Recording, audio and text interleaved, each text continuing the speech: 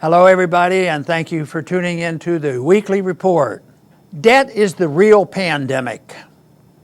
According to the Congressional Budget Office's latest update on the budget outlook, this year's $3.3 trillion federal deficit is not just 3 times larger than the last year, it is the largest federal deficit in history.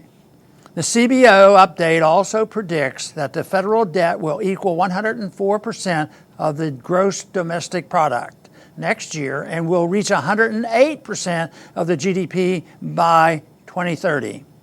The CBO update also shows that the Social Security, Medicare, and highway trust funds will all be bankrupt by 2031.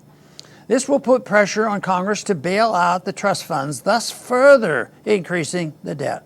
This year's spike in federal spending was caused by the multi-trillion-dollar coronavirus relief economic stimulus bills passed by Congress and signed by the President. However, spending had already increased by $937 billion from the time President Trump was sworn in until the lockdown. Federal spending is unlikely to be reduced no matter who wins the presidential election. Former Vice President Joe Biden has proposed increasing spending on everything from Obamacare to militarism to green cronyism. Yet some progressives are attacking Biden for being too stingy in his spending proposals.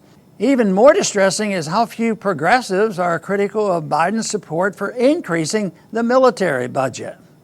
With some notable exceptions, such as his infrastructure plan, President Trump is not proposing any massive new spending programs. However, he is not promising to stop increasing, much less cut, federal spending. Most Republicans have abandoned their Obama-era opposition to deficit spending to support President Trump's spending increases. This repeats a pattern where Republicans oppose deficit spending under a Democrat president, but decide that deficits don't matter when a Republican is sitting in the Oval Office. If Biden wins in November, Republicans will likely once again discover that deficits do matter, especially if Democrats also gain control of the Senate. Government spending forcibly takes resources from the private sector where they are used to produce goods and services desired by consumers and puts them in the hands of politicians and bureaucrats. This distorts the market, reducing efficiency and lowering the people's standard of living. This, combined with pressure to monetize the federal debt, causes the Federal Reserve to pump money into the economy, leading to a boom-bust business cycle. Unless Congress begins reducing spending, the coming economic crisis will be even worse. The logical place to start cutting spending is ending all unnecessary overseas commitments, corporate welfare, and shutting down all unconstitutional federal agencies, starting with the Department of Education. The savings from these cuts can be used to start paying down debt and providing for those truly dependent on the current system while we transition away from the welfare state.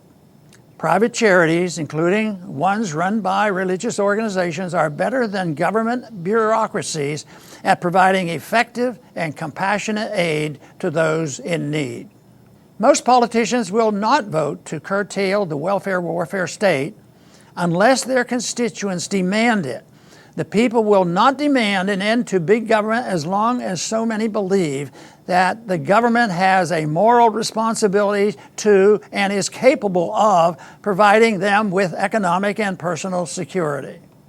Therefore, our priority must be on getting people to reject the entitlement mentality and embrace the philosophy of liberty and personal responsibility. This will enable us to build a movement capable of convincing politicians to stop voting for more spending and debt and instead vote to respect the constitutional limitations on government in all areas. Thanks for listening.